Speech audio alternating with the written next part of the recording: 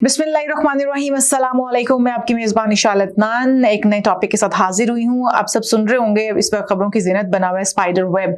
तो जनाब spider web जो है ये एक इंतहाई शानदार हिकमत अमली कहा जा सकता है इसको, मरबूत एक मुनज़्ज़म हिकमत अमली कहा जा सकता है। वो मैं इसलिए कह रही हूँ क्योंकि यूक्रेन ने जो रूस के एयर बेसिस पर अटैक किए हैं, ड्रोन अटैक, उनको उन्होंने स्पाइडर वेब का नाम दिया है। और आगे चल के मैं आपको बताऊँगी कि किस तरीके से मैं इसको मुनज़्ज़म और मरबूत हिकमत अमली कह रही हूँ। स्पाइडर वेब को तरतीब देने में और इस हिकमत अमली को पूरा प्लान तरतीब देने में तकरीबन जो है वो 1 साल और 6 महीना लगे हैं। एक साल और 6 महीने की मुद्दत में ये पूरा प्लान तरतीब दिया गया है और फिर इसको एग्जीक्यूट भी कर दिया गया है। मकसद जो था वो यही था कि रूसी त्यारे जो हैं उनको उनकी सलाहियतों को उनको अटैक किया जाए और स्ट्रेटेजिक जो बमबार बेड़े हैं रूस के उनको निशाना बनाया जाए, क्योंकि यूक्रेन का मकसद रूस के इन बेड़ों को या उनके दिफाई निज़ाम को, उनके त्यारों को नुकसान पहुंचाने की एक ही वजह थी, क्योंकि अब तक हम देख रहे हैं कि रूस बार बार यूक्रेन पे हमले कर रहा है, बार बार यूक्रेन पर हमले कर रहा है। यूक्रेन को सांस लेने की फुर्सत नहीं मिल पा रही थी, जिसकी वजह से उनका मोराल तो डाउन था ही था, उनके अवाम परेशान थे और यूक्रेन गवर्नमेंट ये सोच रही थी कि अब उन्हें किस तरीके से अपने आप को वापस खड़ा करना है और एटलीस्ट रूस को एक बार तगड़ा जवाब देना है, ताकि रूस बार बार जो उनके साथ छेड़खानी करता है उससे बाज रहे। अच्छा, यूक्रेन ने जो है वो ये दावा किया है कि रूस के 41 फौजी तबाह और शदीद मुतासिर किए हैं। उनमें TU-22, TU-95 बमबार और A-50 रडार कंट्रोल तैयारे शामिल हैं। 34% रूसी स्ट्रेटेजिक बमबार जो है वो तबाह हो चुके हैं। ये सारे दावे जो है यूक्रेन कर रहा है और बताया ही जा रहा है, जो कि एस्टिमेटेड है कि $7 बिलियन का नुकसान हो चुका है। $7 बिलियन यानी कि पाकिस्तानी $70 करोड़ का नुकसान वो इस वक्त रूस को जो है वो पहुंचा चुका है यूक्रेन। रूसी वजारत दिफा का ये एतराफ़ है कि कई तैयारे आग की लपेट में आए हैं, नुकसान को काबू पा लिया गया है, लेकिन कोई जानी नुकसान नहीं हुआ। अच्छा, अब रूस की जानिब से इस चीज़ को मान लिया गया है, उन्होंने इस चीज़ का एतराफ़ भी कर लिया है कि कुछ मुश्तबा अफराद जो हैं वो गिरफ्तार हुए हैं, आग पर काबू पा लिया गया। कुछ तैयारे ऐसे हैं जो अभी जल रहे हैं लेकिन जानी नुकसान नहीं हुआ। ये अच्छी बात है कि जानी नुकसान से बचत हो गई है। जो ड्रोन तैयारे की मैं हिकमत अमली की बात कर रही थी कि बड़ा मुनज़्ज़म और मरबूत प्लान तरतीब दिया और जिस तरह से एक शानदार हिकमत अमली हमें उसके अंदर नजर आई। अगर मैं थोड़ी सी उसके ऊपर ग्राउंड की रियलिटी के ऊपर बात करूं तो जो ड्रोन थे वो यूक्रेन से लॉन्च ही नहीं किए गए हैं। आप सोचें कि ड्रोन को लॉन्च करने के लिए उन्होंने रूस को ही इस्तेमाल किया और रूस के अंदर बैठकर ही रूस के ऊपर ड्रोन तैयारे जो लॉन्च किए। अच्छा, इसके प्लान की अगर मैं थोड़ी सी बात करूं तो जो ड्रोन थे वो लकड़ी के बॉक्सेस के अंदर रख के उनको ट्रॉलर्स के थ्रू और कंटेनर्स के थ्रू उनको रूस पहुंचाया गया है। यूक्रेन का यहाँ पर आप दिमाग चेक कीजिए कि यूक्रेन ने उन लकड़ी के डब्बों के अंदर ड्रोन्स को लोड करके, ड्रोन्स को एक्टिव करके उन बॉक्सेस के अंदर लोड किया है। उसके बाद उनको एक कंटेनर्स में भरा है। उन कंटेनर्स की मदद से वो ड्रोन्स जो थे वो पहुंचे हैं रूस के अंदर और फिर रूस के अंदर ही उनको ऑपरेट किया गया है। लकड़ी के बॉक्सेस के जो बॉक्सेस का ऊपर वाले ढक्कन है वो खुलते हैं और ड्रोन्स उनके बीच में से फ्लाई करते हैं। उनको ऑपरेट कहाँ से किया जा रहा था ये भी बड़ी दिलचस्प बात है। और फिर वो जाकर उनकी जो एयर बेसिस हैं वहाँ पर अटैक करते हैं। अच्छा जी, इन ड्रोन्स की छतें बताई जा रही है कि रिमोट कंट्रोल से खुली हैं और ड्रोन फिजा में छोड़े गए हैं। फिर हमले जो है वो रूसी एयर बेसिस के करीबी इलाकों से किए गए हैं। पहले वो ड्रोन फ्लाई करते हैं, ड्रोन फ्लाई करके एयर बेसिस पर पहुंचते हैं। अच्छा, ये इनका एक डिस्टेंस होता है कि कहाँ तक ये ऑपरेट किए जा सकेंगे और जब उस हदूद से बाहर चले जाएंगे तो फिर उसके बाद उसका जो कंट्रोल होगा वो आपके पास नहीं रहेगा। इसके लिए बड़ा ज़रूरी था कि उसके करीब तरीन जो एयर बेसिस के करीब तरीन इलाके थे उनको इस्तेमाल किया जाता। यहाँ पर तो बात में ये कहना चाहूँगी कि जो सिक्योरिटी लैब था वो यकीनी तौर पर नज़र आया है रूस की जानिब से, क्योंकि रूस की एयर बेसिस के इतना करीब यूक्रेनी ड्रोन्स पहुंचे हैं कंटेनर्स के अंदर बंद होकर और फिर वहीं से वो ऑपरेट हो रहे हैं, तो ये यकीनी तौर पर रूस की अपनी कमजोरी है। अच्छा जी, कुल इसके अंदर 117 ड्रोन्स इस्तेमाल किए गए हैं और तस्वीर में स्याह रंग के छोटे ड्रोन्स दिखाए गए हैं जो नकलो हमल के कंटेनर्स जो हैं जिनके अंदर आप ज़रूरी इस्तेमाल की अशिया यहाँ से वहाँ पहुँचाते हैं या फिर लोग यहाँ से वहाँ जाते हैं, उन कंटेनर्स के अंदर इन बॉक्सेस को छुपाया गया था। अच्छा, उन बॉक्सेस को चेक नहीं किया गया, कोई सिक्योरिटी चेक नहीं था, कहीं पर क्लियरेंस के दौरान उन बॉक्सेस को पकड़ा नहीं गया जो कि वाकई सिक्योरिटी लैप है। और फिर उसके बाद वो कैसे रूस के अंदर पहुंचते हैं और फिर उन करीबी इलाकों में पहुंचते हैं बेसिस के, और फिर वहां से वो ऑपरेट करते हैं और फिर वो इतना भारी नुकसान जो कि इस वक्त रूस को बर्दाश्त करना पड़ रहा है वो करते हैं। यूक्रेन के मुताबिक ये अब तक का उनका तवील फासले का ड्रोन ऑपरेशन था। जिस तरह से मैं भी बात कर रही थी कि जब ड्रोन जो आप फ्लाई करवाते हैं उसको, उसकी फ्लाइट शुरू होती है तो ड्रोन एक लिमिट होती है उसकी, एक डिस्टेंस उसका तय होता है कि वो उस तक ही आप उसको ऑपरेट कर पाएंगे, उसके बाद वो आउट ऑफ कंट्रोल होगा, उसके बाद उसका कंट्रोल आपके पास नहीं रहेगा, फिर वो अपनी मर्जी से कहीं पर भी ब्लास्ट हो सकता है या कहीं पर भी वो कार्रवाई कर सकता है। तो जनाब ये बताया जा रहा है कि ओलेनिया एयरबेस तकरीबन 1900 किलोमीटर दूर थी जहां से ये हदफ जो है वो टारगेट सेट किया गया, और तकरीबन जो दूसरी बिलैया एयरबेस बताई जा रही है वो है 4300 किलोमीटर दूर, यानी कि मशरकी साइबेरिया में। तो ये दो एयरबेसेस जिनको अटैक किया गया, एक 1900 किलोमीटर दूर थी जहां से हदफ बनाया गया, एक 4300 किलोमीटर दूर थी मशरकी साइबेरिया में। और रूसी वजारत दिफा जो है वो उनके मुताबिक दीगर हमले एवानू, रिजान और अमोर यानी चीन की सरहद के करीब किए गए हैं जो कि नाकाम बनाए गए हैं। तब तक यानी जब ये ड्रोन्स हमले हुए एवानो या रिजान या अमूर, इनको जब चीन के सरहदी इलाकों के करीब जो नाकाम बनाए गए हैं, तब तक रूस को पता चल चुका था कि उनके अपने ही मुल्क के अंदर जो यूक्रेन के ड्रोन्स हैं वो इस वक्त काम कर रहे हैं और वो किस तरह से अटैक कर रहे हैं। एयरबेसेस जो हैं वो दो वो तबाह कर चुके हैं और बाकी जो मुख्तलिफ जगहों पर वो ऑपरेशन करने वाले हैं। यकीनी तौर पर फिर उनको उसके बाद नाकाम बनाया गया है। अच्छा, यहाँ पर 2 से 3 सवालिया निशान हैं कि एक तो दुनिया की इस वक्त तीसरी बड़ी जंग के दहाने पर खड़ा है हित्ता, और ये बहुत बड़ी एटमी जंग हो सकती है, तीसरी बड़ी एटमी जंग हो सकती है। इसके खदशात जाहिर किए जा रहे हैं और यकीनी तौर पर अगर कोई इनके दरमियान मुफाहमत नहीं होती है, किसी किस्म की मुसालहत नहीं होती है, इन तमाम कार्रवाइयों को रोकने के लिए कोई दूसरा मुल्क या कोई दूसरी जमात उसके अंदर बीच में नहीं आती है या इनको रोकने की कोशिश नहीं करती है, सालसी का किरदार अदा नहीं करती है, तो आने वाले दिनों में ये एक बड़ी तीसरी आलमी जंग की सूरत इख्तियार कर जाएगी और एटमी जंग होगी। ये यकीनी तौर पर खित्ते पर तो इसके असरात मुरतब होंगे, पूरी दुनिया पर इसके असरात मुरतब होंगे। तो यकीनी तौर पर इसकी रोकथाम के लिए, इसको अभी से रोकने के लिए दीगर ममालिक को, जो कि दोनों ममालिक के शराकतदार हैं, दोस्त ममालिक हैं, जो अपना किरदार अदा कर सकते हैं, उनको किरदार अदा करने के लिए दरमियान में आना होगा। अच्छा जी, अब ज़ेलेंस्की का बयान जो सामने आया है, ज़ेलेंस्की के बयान के बाद जो है ये सूरत हाल जो मजीद कशीदा होती नजर आ रही है। उन्होंने कहा ये हमारे 3 साल जंगी सफर का सबसे शानदार और दूर तरीन ऑपरेशन था, और इस वक्त लेकिन रूस के अंदर जो है वो खासा इज़्तिराब नजर आ रहा है। रूसी जो मिलिट्री ब्लॉगर्स हैं उन्होंने ये एविएशन का तारीख दिन करार दिया है, तारीख तरीन दिन करार दिया है रूसी एविएशन के लिए, क्योंकि यकीनी तौर पर जितना बड़ा नुकसान हुआ है, जिस तरह से एक अटैक उनके ऊपर हुआ है, ये बहुत बड़ा अटैक था और बहुत बड़ा लॉस था। रेबर टेलीग्राम चैनल है रूसी इंटेलिजेंस की, उन्होंने कहा है कि बड़ी नाकामी है, ये चैनल उनका खुद ही इस बात की तस्दीक कर रहा है। और फिर साबिक सदर पेट्रो पोरोशेंको ने यह कहा है कि मॉस्को से मुज़ाकरात से कबल यह हमला यूक्रेन की बेहतरीन हिकमत अमली है, बेहतरीन दलील है, क्योंकि यूक्रेन रोजाना रूसी फजाई हमले कर रहा था। यूक्रेन जो है उसकी जो फजाई हमले थे वो बढ़ते चले जा रहे थे और रूस को किसी ना किसी तौर पर जवाब देना था, और जो उनका दिफाई निज़ाम था रूस का वो बहुत ही दबाव के अंदर था। इसलिए इस ऑपरेशन से यूक्रेन को नफसियाती और सफारती जो तक़वियत है वो मिली है।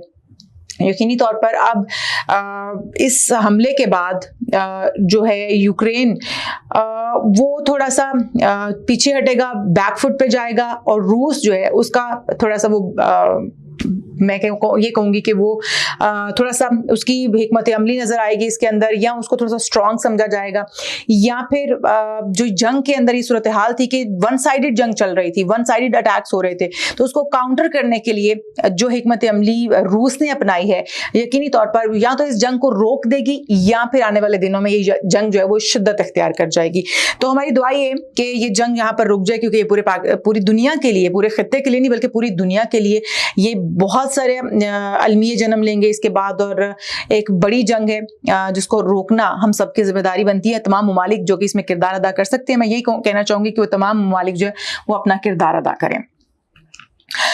अच्छा, दूसरी तरफ आ जाते हैं। अब दो टॉपिक्स है जिनको मैं आज अपने प्रोग्राम में हिट करने वाली थी। दूसरा जो टॉपिक है वो है इस वक्त G7 जो इजलास होने जा रहा है।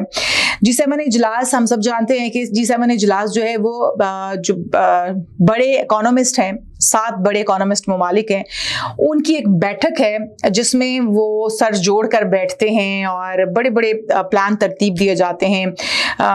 लेकिन इस बार जो भारत बड़ा दावेदार था कि वो उन इकोनॉमिस्ट ममालिक का दोस्त है और उनके साथ वो G7 इजलास में शिरकत करता है, G7 इजलास का वो शराकतदार है, और साथ ही साथ वो G20 के अंदर रेट करता है, G20 के अंदर वो आता है कि वो एक बड़ा इकोनॉमी वाला मुल्क, एक बड़ा इकोनॉमिस्ट के तौर पर वो जाना जाता है। तो अब भारत को इसके अंदर मद्दू ना किया जाना, भारत को बुलावा ना आना, इसका मतलब ये है कि जो बड़े बड़े इकोनॉमिस्ट ममालिक हैं वो अब भारत को वहां पर देखना नहीं चाहते हैं।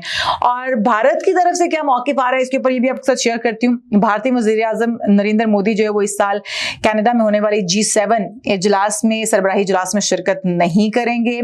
ये उनकी जो पिछले 6 सालों की अब तक की शिरकत थी उसमें पहली गैर हाजिरी है जो कि होने जा रही है, और वो एक बड़े दावेदार थे, उसकी भी कलई खुलकर सामने आ गई है कि वो 7 बड़े जो इकोनॉमिस्ट ममालिक हैं उनमें फॉल नहीं करते हैं।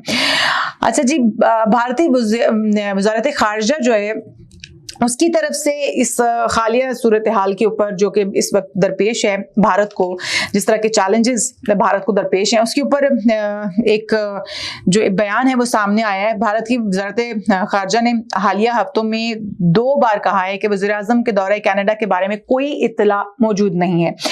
अच्छा, दूसरी तरफ अगर हम देखें तो दावतनामा ही रिसीव नहीं हुआ। अगर दावतनामा मौसूल होता तो यकीनी तौर पर भारत इसमें शिरकत करता। भारत को ताहाल जो है G7 इजलास के लिए बाज़ाब्ता कोई दावतनामा मौसूल नहीं हुआ।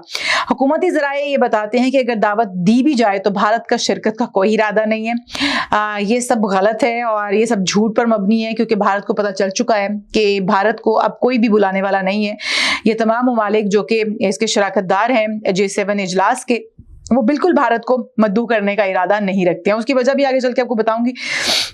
लेकिन भारत फेस सेविंग के लिए भारतीय वज़ीर ख़ारिजा, हुकूमत और जो तमाम नुमाइंदगान बिठा रखे हैं उन्होंने अपने पपेट, वो ये ही दावा कर रहे हैं कि अगर वैसे तो दावतनामा, क्योंकि दावतनामा जब जाता है तो पूरी दुनिया को पता चल जाता है, दावतनामा नहीं पहुंचा, नहीं मौसूल हुआ, लेकिन अगर मौसूल होता भी है तो भारत जाने का इरादा नहीं रखता। ये एक फेस सेविंग है जो कि भारत की जानिब से हमेशा किसी भी कांड के बाहर की जाती है।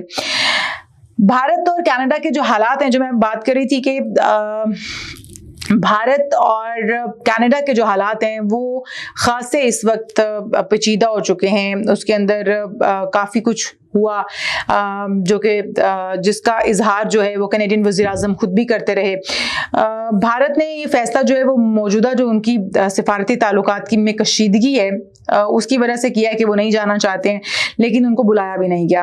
वो काम ये कहते हैं कि ताल्लुकात बेहतर होने तक ऐसे किसी भी आला सतही दौरे का वो कोई इरादा नहीं रखते, और ऐसा कोई आला सतही दौरा जो है वो मुमकिन भी नहीं है। ये जो भारतीय हुकाम है, आला सतही हुकाम, वो ये कह रहे हैं। अच्छा जी, सिक्योरिटी खदशात की वजह से भी कहा जा रहा है कि भारत का, मोदी सरकार का ये दौरा जो मुमकिन तौर पर होना था उसको कैंसिल किया जा रहा है। वो सिक्योरिटी वजूहात की बिना पर नहीं जा रहा है। हालांकि ऐसी कोई सिक्योरिटी वजूहात नहीं है। कनाडा एक बड़ा पुरान और सेफ मुल्क है اور دیگر ممالک بھی, تمام ممالک, USA ہے یا اس کے اندر کینیڈا ہے, اس کے اندر جاپان ہے, اس کے اندر جرمن ہے, اس کے اندر فرانس ہے, اٹلی ہے, یورپی یونین, تمام جو ممالک ہیں اس کے اندر جو شامل ہیں وہ تمام بڑے ہی پرامن اور بڑے ہی پرسکون قسم کے ممالک ہیں. وہاں پر ایسی کوئی سیکیورٹی خدشات ہیں نہیں ہیں جن کی بنا پر بھارت کی جانب سے کہا جا رہا ہے کہ وہ سیکیورٹی خدشات کی وجہ سے نہیں جا رہے ہیں.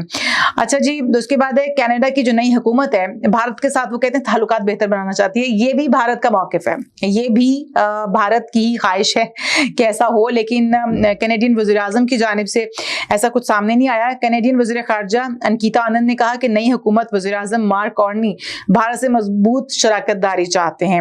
ہو سکتا ہے کہ کینیڈین وزیر خارجہ جو کہہ رہی ہیں انکیتا آنند وہ سچ ہو اور وزیر اعظم مارک کارنی جو ہے وہ بھارت کے ساتھ اچھے تعلقات چاہتے ہوں, لیکن حالیہ کشیدگی کو دیکھ کر ایسا لگتا نہیں ہے. اختلافات جو ہیں ان کی وجہ پر اگر بات کی جائے تو ہردیپ سنگھ نجر کا جو قتل تھا, تنازع اس وقت شروع ہوا جب سابق وزیر اعظم جسٹن ٹروڈو نے اس کا جو مورد الزام ہے وہ بھارت کو ٹھہرایا, اور جو دہشت گردی تھی جو کہ کینیڈا کے اندر ہوئی اور خالصتان علیحدگی پسند جو تھے ہردیپ سنگھ نجر ان کو جب قتل کیا گیا تو ان کے قتل میں ملوث ہونے کا الزام جو تھا وہ بھارت پر لگایا گیا وزیر اعظم جسٹن ٹروڈو کی جانب سے.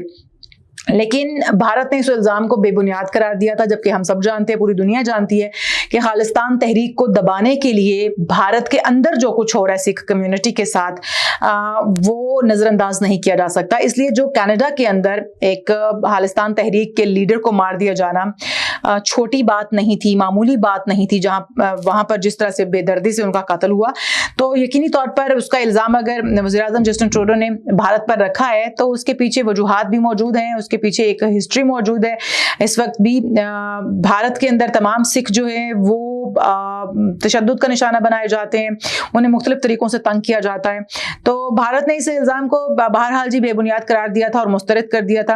اب G7 اجلاس کی بات کریں تو G7 اجلاس کے اندر بھارت جو ہے وہ شرکت نہیں کر پائے گا. کینیڈا میں ہونے جا رہا ہے یہ اجلاس, 15 سے 17 جون کے درمیان یہ اجلاس ہونا تھا, اور شرکا جو ہیں اس کے اندر امریکہ, برطانیہ, Germany, France, Italy, Japan, Canada, یورپی یونین, IMF, ورلڈ بینک اور اقوام متحدہ ہیں.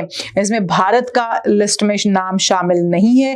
دیگر ممالک, دو ممالک جو ہیں وہ جنوبی افریقہ ہے, یوکرین ہے, آسٹریلیا ہے, اور بھارت کی شمولیت جو ہے وہ غیر یقینی ہے کیونکہ ابھی تک نہ تو وہاں سے کوئی انویٹیشن آیا ہے اور نہ ہی بھارت کے مطابق ان کا خود جانے کا کوئی ارادہ ہے. اچھا, گراؤنڈ ریئلٹی کی تھوڑی سی بات کی جائے تو ایسا ہے کہ بھارت کے اندر, بھارتی پنجاب کے اندر سب سے بڑی تعداد جو ہے وہ سکھوں کی پائی جاتی ہے, اور اس کے بعد دوسری بڑی تعداد جو ہے وہ کینیڈا میں پائی جاتی ہے سکھ ہمارے بھائیوں کی.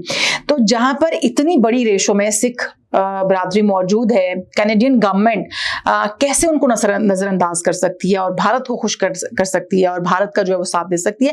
یقینی طور پر کینیڈین گورنمنٹ جو ہے وہ اپنے جو شہری ہیں ان کے ساتھ کھڑی ہے, ان کے ساتھ یکجہتی کا اظہار کرتی ہے, اور وہاں پر جس طرح میں بتا بھی رہی ہوں کہ زیادہ تر جو آبادی ہے وہ سکھوں کی وہاں پر موجود ہے.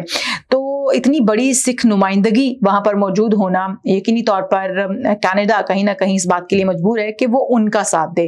اور جس طرح سے ان کے لیڈر کو وہاں پر بے دردی سے قتل کیا گیا, مودی حکومت کو جو سکھ برادران ہیں, سکھ جو کمیونٹی ہے وہ کسی صورت پر برداشت نہیں کرتی ہے, پسند نہیں کرتی ہے بوجہ مجبوری, کیونکہ ان کے بہت سارے اہل و احباب یا ان کے رشتہ دار, ان کی فیملیز بھارت میں بستے ہیں, اس لیے انہیں اسے وزیر اعظم کے طور پر قبول کرنا پڑتا ہے. لیکن اس کے باوجود ہم دیکھ رہے ہیں کہ بہت سارے مظالم جو کہ سکھ برادری کے اوپر کیے جا رہے ہیں, مختلف اقلیتوں کے اوپر, وہاں پر مسلمان موجود ہیں ان کے ساتھ کیے جا رہے ہیں, وہاں پر سکھ موجود ہیں, وہاں پر عیسائی موجود ہیں, یا پھر وہاں پر اپنے ہی جو شودر اور کھتری اور اس طرح کی جو چھوٹی ذاتوں کے ہندو موجود ہیں ان کے ساتھ کیا جا رہا ہے. تو بھارت جو ہے وہ بری طرح سے بے نقاب تو ہو چکا ہے, اور آہستہ آہستہ جو ہے وہ بھارت پوری دنیا کے اوپر اس کا چہرہ کھل کر سامنے آ چکا ہے, آئسولیٹ ہوتا جا رہا ہے.